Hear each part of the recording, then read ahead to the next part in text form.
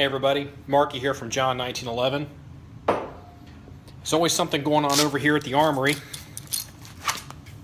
And today I have a update on the replacement pistol. Once, while I was wearing this pistol, I noticed the magazine had popped out, it had been displaced. And that was a little disconcerting. And today, while doing some training, I was able to finally figure out what the issue is. Here, this gun is hot, so I got to be a little mindful of it. This is the bottom of how these holsters work, and the gun slides in and goes into place. So you can see where the mag release is right there. Let me go ahead. Here is what's happening. If there's pressure on the holster, look at that. Pops the magazine right out. So again, gun's hot, no pressure, goes right in. If there's pressure on, I'll even do it this way. If there's pressure on the holster, I'm squeezing it. Not squeezing it crazy tight, but I am squeezing it. Look at that. Here's the good news. Well, all I have to do to solve that problem is radius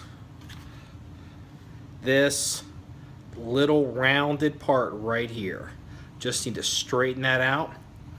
The point is of this video, it doesn't matter what your gear is or whatever, always check your gear and get into it, go down to the weeds, use it, figure out how the stuff works, because you may need to tweak some things. So that's a little kick on this current setup. These holsters are handmade, so there's probably some variations in them. Now, right now, somebody's going to come in and make a wisecrack about the lever versus the push button. One other reason why I prefer the lever as opposed to a push button is everybody today is real big into the ground fighting, jiu-jitsu, jits game or mixed martial arts and all that kind of stuff. It is very common for normal guns with push buttons. If you're rolling around or it's getting pressed on really hard, the magazine gets depressed. The magazine button gets depressed and it falls out of the gun or becomes dislodged. That's very common. I've seen that. A lot of people that wear the regular holsters all the time never really experienced that. They ended up taking some, harder core training where they're rolling around or some stuff.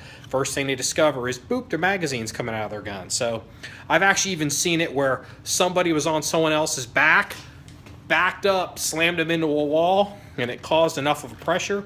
Actually, and I think, and the magazine popped out. It was a Glock. So, to each his own. There's no right solution. All roads lead to Damascus. Just remember, it's all about shooting guns and having fun. This is the John1911.com blog page. Thank you very much for your time.